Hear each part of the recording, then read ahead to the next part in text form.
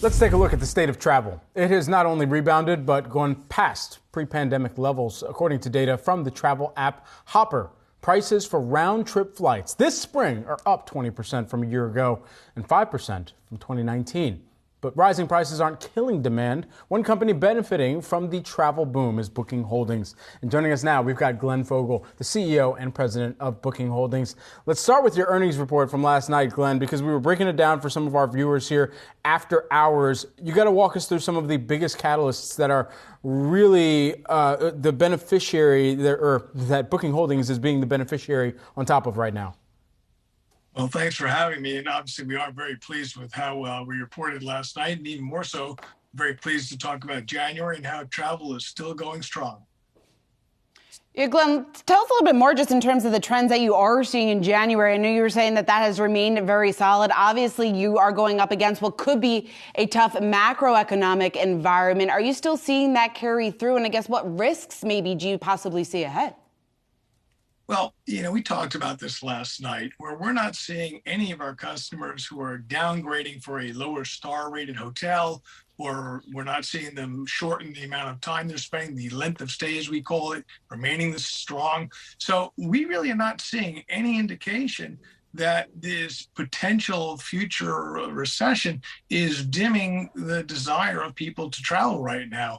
It may happen, but I see a lot of various opinions about the economies going down the future, and we'll see how that plays out. For now, people want to travel. What we've heard from some of the other CEOs and some of your competitors included here on Yahoo Finance is that the international traveler, and particularly a traveler coming out of or originating from the origin travel from China, now that that's opening up a little bit more. What are you seeing on the international front? All right, so a couple things we want to unpack here. So last year, 2022, we had a record number of room nights, really great numbers. And that was done despite the fact that Asia, for most of the year, was not fully open for travel because of the COVID pandemic restrictions. China was totally shut down, and we still did great. Now, here's the thing. Pre-pandemic, we weren't a big player in China. We were bigger than any U.S. or non-Chinese player in that country, but we are still very, very small compared to some of the Chinese players. So when somebody outside China starts talking about China is going to be a big difference to their business, that's not true. We hope that we'll get a larger share of Chinese outbound when it comes back. It's not back right now. It's going to take some time for it to come back. It's not going to be easy. It's a very competitive market there. We are very encouraged, though, by seeing how Asia now, having started to open up in the fourth quarter, really opening up towards the end of it, is going to be a tailwind for us in 2023. So that's something we can look forward to. Glenn, what are you seeing just in terms of the booking window? How far in advance are people booking their trips now? Yeah, it's interesting. So we talked about that, how in the fourth quarter, we saw that the booking window was shorter than it was in 2019, but we reflected on how in January it flipped, and now it's further out than it was in 2019. What that indicates is that people are feeling confident about booking for further out travel, and that's a great thing, showing people more confident about their futures and about perhaps the world in general. Glenn, what about competition? You're obviously in a very competitive space. There are a number of companies out there saying that demand has been very strong for them. What are you seeing just in terms of what differentiates your platforms compared to what else is out there?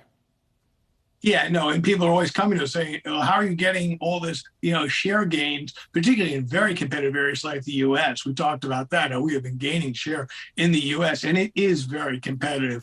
I'm sure you travel. I'm sure you're tempted to look at lots of different sites, and why would you book with us versus somebody else, let's say?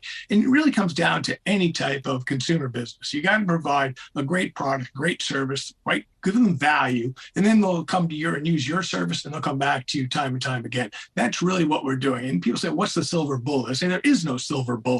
You just got to be grinding it out day by day, providing better service, more value, and that's how you can make that work in the long run. That's what we're doing. And you look at our results, look at the record numbers we're pushing out. That's what's proven that we're doing the right thing. No silver bullet, but do you believe that there's a role that AI plays within that booking experience in the future? Yeah, quite the topic of discussion over the last few months. It's interesting how that happens, where something that's being worked on for a very, very long time. Look, we've been working with AI models and using AI for maybe 20 years. And of course, before that, AI had started. But it's only until something like consumer awareness from ChatGPT or something comes out, and all of a sudden it's the buzzword of the day. Look, AI is very important to everything we do in our society right now, has been for some time. And people who may be not aware of how much AI plays part of their lives, they just didn't know. It's going to become even more so. And we know that. You look at the productivity curve and how it takes time for a new technology to take effect and actually change the way people work or the way people do things. And we're starting to see that just begin to really ramp up. So I'm pretty excited about it. And one of the things I like is the fact, look, we got a center in Tel Aviv that's an AI center. We've been working with universities for years in AI. We are pretty excited about what the future could be, albeit it will take time. We're not going to see some great, gigantic change in the next 6 months, I assure you that. We are excited to hopefully have you back here in a little bit and talk a little bit more about how AI is playing into your business, how you see it really revolutionizing your space in the coming years, it sounds like. Well, Glenn Fogel, great to have you, Booking Holdings President and CEO.